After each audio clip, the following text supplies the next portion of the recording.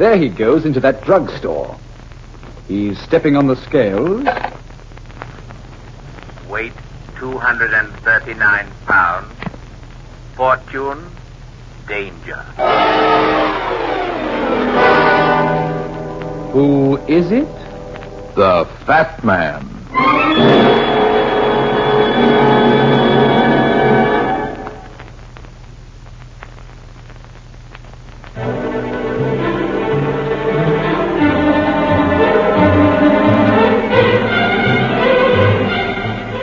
And now, here is the Fat Man in Murder Meets an Uncertain Lady.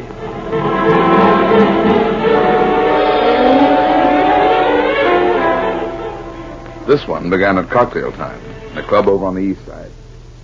The music was good, the drinks were good, and the lights were nice and dim. So I didn't stand out like a sore thumb the way I usually do when I'm out with a beautiful girl like Kathy. Penny for your thoughts, Brad. Not these thoughts, baby. I wasn't thinking. What were you doing? Looking at that redhead at the second table over. She's been giving me the eye. Well, give it back. You're out with me. Not jealous, are you? I am when you start feeling thin. Can't help it, honey. Being with you gives me thin ideas. Cigarettes, cigars, cigarettes, sir. No, thanks. I've got plenty in my pocket. Cigars, cigarettes. Why the double take, Brad? Don't look so innocent. That cigarette girl handed you a slip of paper under the table. I saw her. You've got sharp eyes, Angel Cake. All the better to see you with, my dear. What was it? A note? Uh-huh. From whom? That redhead at table number 3. She wants me to dance with her. Well, that's nice. Who does she think I am, your sister? Don't get sore, beautiful. The dame's in distress. How do you know? Listen, honey, when a dame wants to dance with me, she must be in distress. Mind if I find out what it's all about? Well, watch your step. She's awfully attractive. So are you, baby. I'll be right back. Good evening. Table number 3, I presume? Yes. How do you do, Mr. Runyon? Oh, you know my name. Well, I've heard about you. Your work, I mean. You're a detective, aren't you? That's right. Who are you? Well, I'd rather not say. You'd better if you want a dancing partner. What's the name? Julie. Julie Warwick. Miss? No, Mrs. Richard Warwick. But let's not talk about names. Let's just dance, huh? Okay, hang on. I'm not up on the minuet, but I can get by with a foxtrot. Don't be so modest. Why, you're awfully light on your feet. Much a step, lady. I'm not so light on other people's. Now, what's this all about, huh? Come on, speak up, Mrs. Warwick. I can't help you if you don't. But I'm not sure if there's anything wrong. At least I haven't any real proof. Of what? Well, it's awful to say this, but I can't help thinking she wants him to die. Who? My husband. You see, she's done so many things that can't be explained. Unless she does want him to die. And yet... Wait a minute. Let's make some sense here, Mrs. Warwick. You think somebody is trying to kill your husband? Yes. Who? Well, Oh, it's no use, Mr. Runyon. I just can't tell you. Not until I'm absolutely sure. It may be too late, then. No. I can find out. I'm sure I can. So let's just forget about the whole thing until I do. If I need you again, I'll call you at your office. You've already called me, Mrs. Warwick. But I've changed my mind. You better tell me the rest of your story, Mrs. Warwick. It's taking too much of a chance to keep it a secret. Do you think so? With a man's life at stake, of course I do. Well, all right. I'll tell you. Where can we talk? In my office. Meet me at the front door in 5 minutes, and I'll take you there. Very well. At the front door. In 5 minutes. Right. Well, what happened, Brad? Didn't she like the way you danced? No, too old-fashioned. She seemed to have plenty to say to you while you were on the dance floor. What's it all about? Oh, just husband trouble. Come on, baby. Get your bonnet on. Where are we going? Well, you're going back to your apartment. For a while, anyway. I'm going to take the redhead up to my office. Business before pleasure, honey. She's got a case. Of what? I told you before, husband trouble. Excuse me, sir. You Mr. Runyon? Yeah, why? I have a message for you from Mrs. Warwick. What is it? Well, she just left, sir, but she told me to tell you she's changed her mind.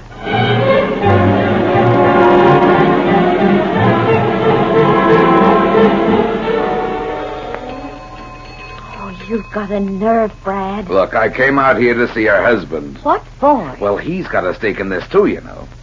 If somebody's getting ready to feed him ground glass, he ought to know. Yes? Oh, is Mr. Warwick home? Mr. Richard Warwick? Why, yes. I'm Warwick. What's wrong? Well, nothing yet. But if you're not too busy, I'd like to have a little talk with you. About what? About your life, Mr. Warwick. Good heavens, man. What are you driving at? Well, I haven't all the facts yet, but from what I've heard, I have reason to believe you may be in danger. Are you joking? Not a bit. I'm a private investigator, Mr. Warwick. Jobs like this are my business. Well, I don't know your business, but I'm an attorney. And if you think you can frighten me into giving you a job, you've rung the wrong doorbell. Just a moment, Mr. Warwick. I came out here to do you a favor. Your wife was afraid somebody might be trying to murder you. My wife told you that? Yeah. Then I know you're lying. Why? Because I have no wife. I'm not married.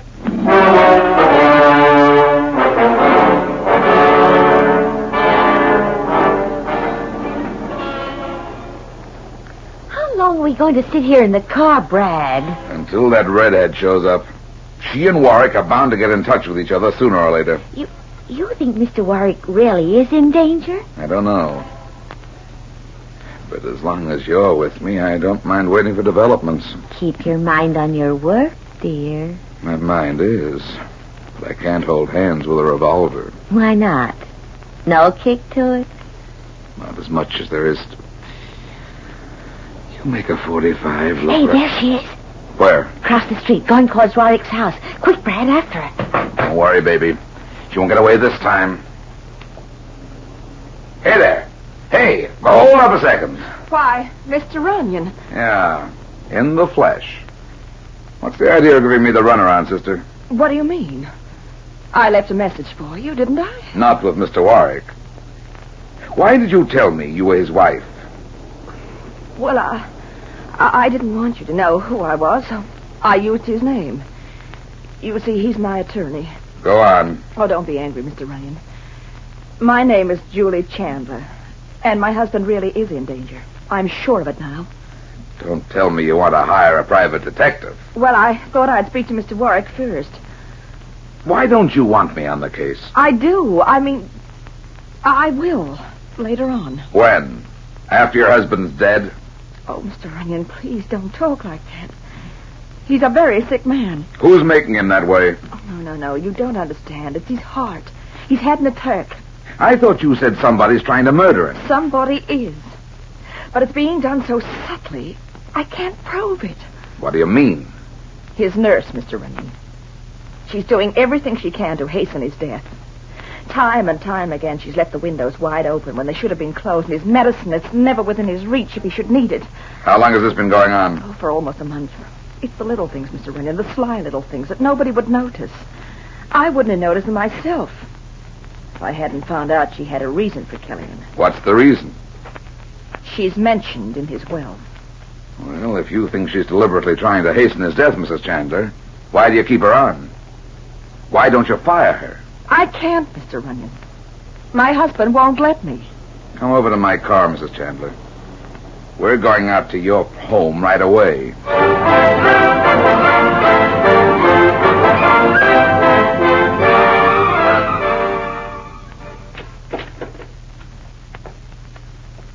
Good heavens. What's the matter, Mrs. Chandler? Somebody left a trunk right here in the foyer. I did. Miss Walsh, what are you doing here? Why aren't you in taking care of Mr. Chandler? He's asleep. Is he? The light's on in his bedroom. It was. I just turned it off. Where are you going, Mrs. Chandler? Into the bedroom. No, please. You'll wake him up. Take your hand off me. I want to see him. No, don't go in there. Why not? Because he isn't there. What? Where is he? I won't tell you. Good heavens. What have you done with him? Nothing, Mrs. Chandler. I'm just trying to help him get well. That's why I took him away from here. Oh, you little fool. Don't you know he mustn't exert himself? The slightest strain on his heart and he'll go like that. Where'd you take him, Miss Walsh? Now, cut out the nonsense. Where's he gone? To his club. I'm meeting him there as soon as his trunk is picked up, and then I'm taking him onto a boat. What boat? What's the big idea? He's going on a cruise for 3 weeks. The sea air will do him good. Who told you that? Dr. Bell told him to stay home and rest. How dare you countermand the doctor's orders? I didn't countermand them. Your husband did. But you didn't lift a finger to stop him. You weren't even going to tell me you were leaving. Oh, don't worry, Mrs. Chandler. I'm sure your husband has everything he needs. And what's this? Over here on the desk. How did you let him leave without this bottle? What? It's his medicine, Miss Walsh. You forgot to pack his medicine.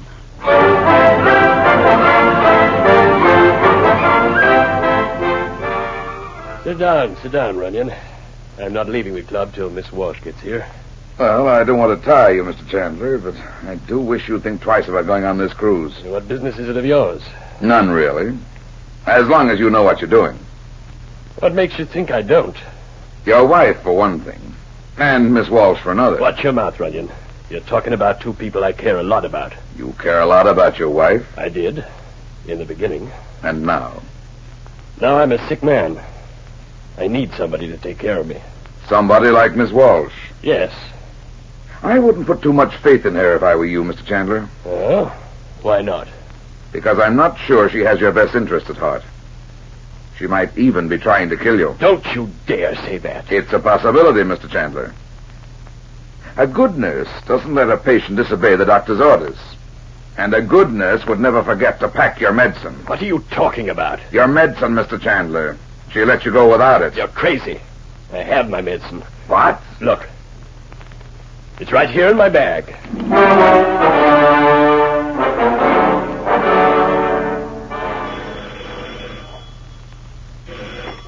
Hello? Hello, Kathy. This is Brad. Oh, yes, Brad. Anything happened up there at the Chandler place?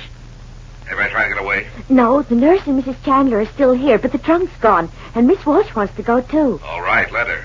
Oh, but Brad... Let her go, Kathy. Then hop into a cab and follow every move she makes. Take Mrs. Chandler with you. I'll pick you up later on, down at the pier. All right, Brad. What are you going to do? Stop in at Todd's pharmacy and have a talk with the druggist. Why, what's the matter? I don't know yet. But I have a feeling Mr. Chandler has the wrong medicine.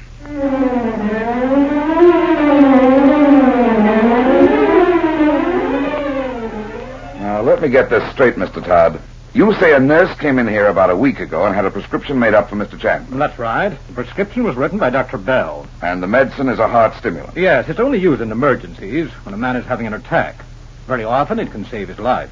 Well, what about the other prescription, the one that was made up a day later? Oh, that's just a harmless sedative made up in liquid form. But both liquids are colorless. And if one bottle was substituted for another, a man having a heart attack might not know the difference. No, I guess not, Mr. Runyon. Then what would happen if he took the sedative instead of the stimulant? It might kill him, mightn't it? Yes, I suppose it would. If he didn't have the stimulant when he needed it, he might die even without taking the sedative. That's beside the point. The important thing is, a bottle with your label was needed to make the substitution. And the nurse who bought that bottle is trying to commit a murder. But the nurse didn't buy it, Mr. Runyon. The second bottle was bought by Mrs. Chandler.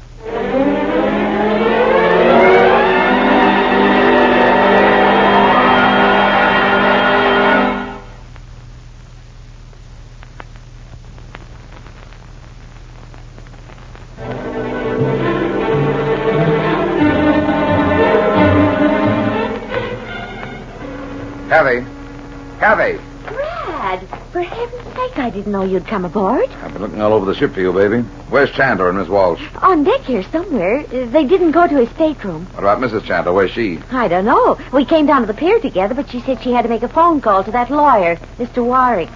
That might have been an excuse to get away. Get away? I didn't know you were after her, Brad. I am now, but it's more important to find a husband first. Where's his cabin? Right next door. Let's go in. If I don't find him before the ship sails, he may have a very rough voyage. Oh, the ship doesn't sail till 6 tomorrow morning, so you'll have plenty of time. Good. We'll wait inside if it's open. And it is. Brad, look out. There's somebody inside with a flashlight. Quick, turn on the lights. No, please, let me go. Drop that gun, you fool. Drop it, I said. That's better. How about those lights, Kathy? I got them. Wow. Mrs. Chandler. In person. Let me go, you big hawk. I will when you tell me what you were doing here. Can't you see? I was putting a bottle of medicine in my husband's kit. Don't give me that. I was putting it back where it belonged. The right medicine. Then you admit there's a wrong one. Yes, I admit it. I bought it and changed bottles so my husband would die if he ever needed his medicine. That's attempted murder, Mrs. Chandler. I don't care. I wanted him to die. I've wanted him to ever since he fell in love with Miss Walsh. So that's the story.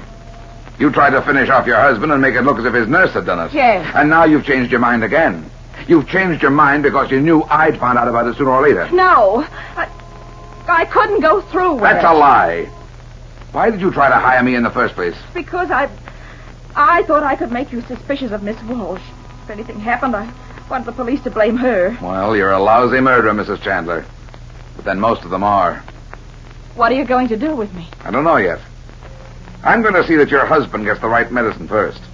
And after he's back from this cruise, I'll find out if he wants to press charges. I'm going with him. Not on your life.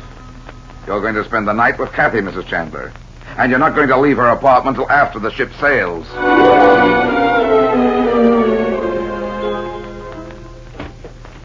Good morning, baby. For heaven's sake, Brad, why the early call? It's only 7 o'clock. Just wanted to know how you and Mrs. Chandler were making out. No trouble last night. No, not a bit.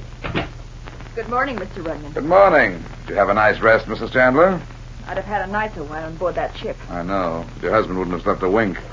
You can patch up your family differences after he gets back. You mean I'm free to go now? Sure, whenever you want. I'll get it, honey. Hello. Hello, Runyon. Yeah? Hey, that's a fine place to find you, 7 o'clock in the morning. Never mind, Mac. What are you doing up so early? What's cooking at headquarters? Plenty. You better get down here to Pier 6 right away. Pier 6? What's down there? A ship that didn't sail because of a guy you know. What? Yeah, a guy named Chandler. He was found dead in his stateroom.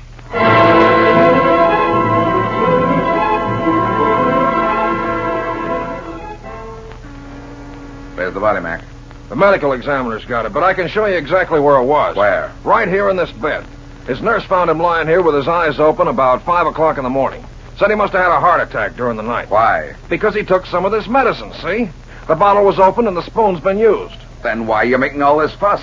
If the man died of a heart attack, why not let it go at that? Because there's a lot more to it. What do you mean? The medicine in that bottle, Runyon, that's no heart medicine. What? It's just plain water.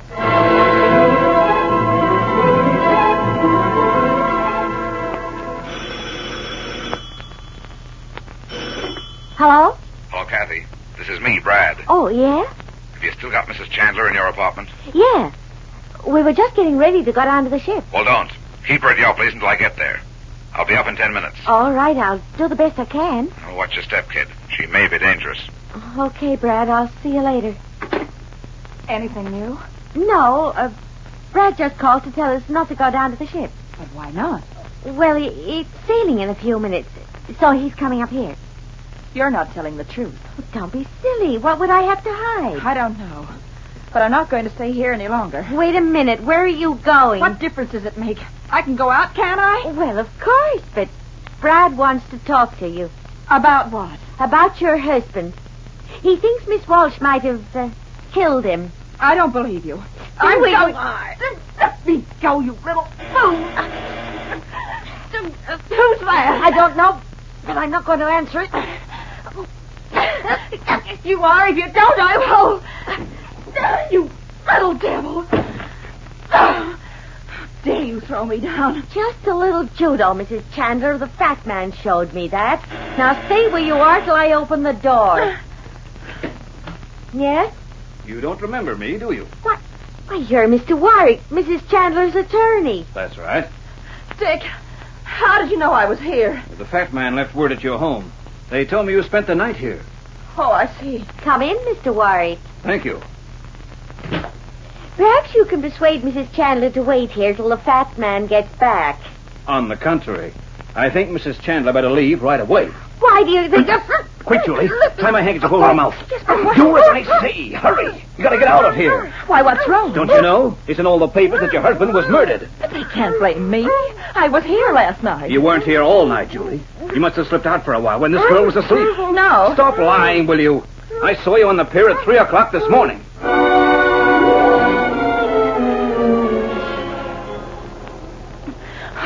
What's the good of running away, Dick? It'll only make me look guilty. You're not going anywhere, Julie. I just want to keep you away from the police until I hear your story. Whatever you say to them will be held against you. But I didn't kill him. I went down to the ship because I knew I might never see him again. I didn't want him to hate me for... Julie, will you stop wasting time and get into the car? All right, Dick. Don't shout at me. Quick, get behind the wheel and start the motor. The fat man's coming. Oh, no. Hurry up, will you, before he sees us. Dick, he's coming over. Don't wait for him. Go ahead. Just a minute, Mrs. Chandler. Stop that car! Step on it, Julie. Faster, faster. Turn the corner. Quick, he's shooting at us. Dick, this can't be right. Do as I say. That's it, Julie. No need for the... Now, head for the parkway and we'll never find us. Dick, why are you making me do this? Because you're in trouble. Sooner or later, they'll find out that I helped you with your plans. But we didn't carry out our plans. Not unless you did. All by yourself. Julie, don't be a fool. I went out of that ship because I got a wire from him at 2 o'clock this morning. It said he had to see me right away about his new will. That's why I know you must have killed him. What do you mean? You were there before I was, Julie. And he was dead when I got to his room.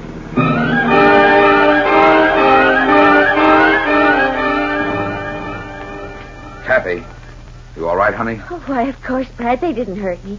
They just tied me up and left me on the floor here. Well, it's a lucky thing you got off that easy.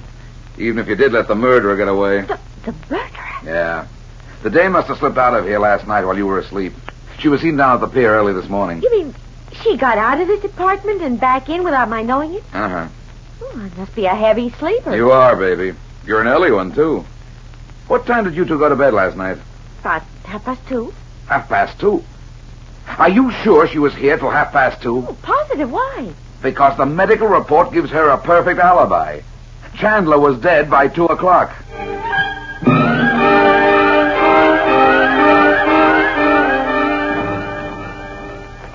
Come on, Kathy.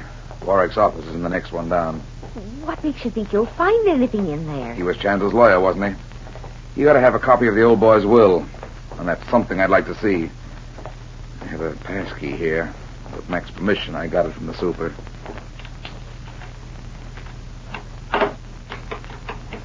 Brad, there's a light on in the inner office. Certainly there is. Mrs. Chandler and I don't see very well in the dark. Won't you come in? Well, thank you, Mr. Warwick. The last time we met, you were kind of anxious to get away. Yes, I know. But at that time, I didn't realize my client had such a strong case. What kind of a case have you got, Mr. Warwick? Me? I didn't know I was a suspect. You weren't so intensely interested in Mrs. Chandler. Mrs. Chandler is my client, Mr. Runyon. And that's as far as my interest goes. Okay, Warwick. Only you better wipe the lipstick off your chin. Huh? What a guilty look. Get out of here, Runyon. Want to try throwing me? Dick, please, don't start any argument. No, we better not, Mrs. Chandler. You might lose. In court and out. Stop your bluffing, Runyon. I have nothing to fear from you. Neither of us have anything to fear. Because we know who killed my husband. Who? Miss Welsh, of course. She's the only one who could have put water in that bottle of medicine. For what reason? What was her motive, Warwick? Money. Chandler had a new will drawn up by another lawyer. And he left her every cent he had. There's your killer, Mr. Runyon. Coming in the door now. That's a lie. I was in love with him. To the tune of $100,000. No, I didn't want his money. I wanted him. And she took him away from me. Here, drop that gun. No. Drop it, you crazy fool. No, please. Let me do it. Let me get even with him for killing him. Stop this noise. This is an act you're putting on for my benefit. Cut it out. What do you mean? You know what I mean. Chandler left you all his money and a new will, and you killed him for it. No, I wanted him to live, even if I were after his money. I wanted him to live. What are you talking about? The new will, Mr. Runyon, don't you understand? Mr. Chandler had it drawn up, but he died before it was signed.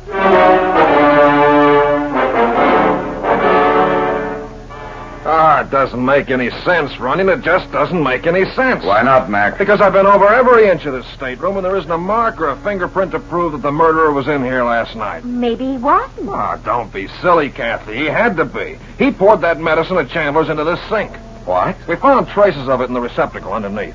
You mean the murderer came in here, emptied the bottle of medicine, and filled it with water right in front of Chandler's eyes?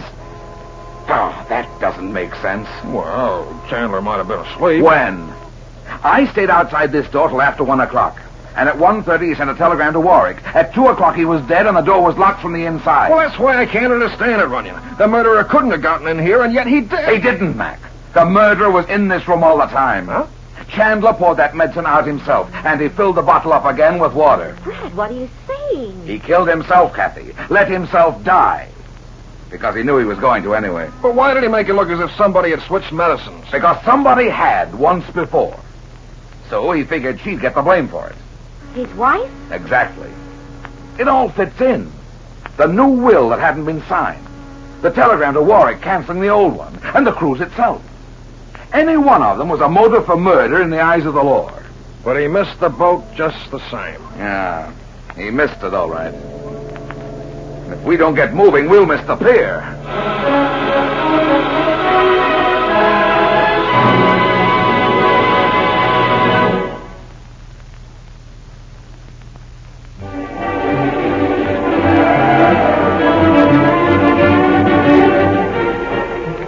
Well, that's that.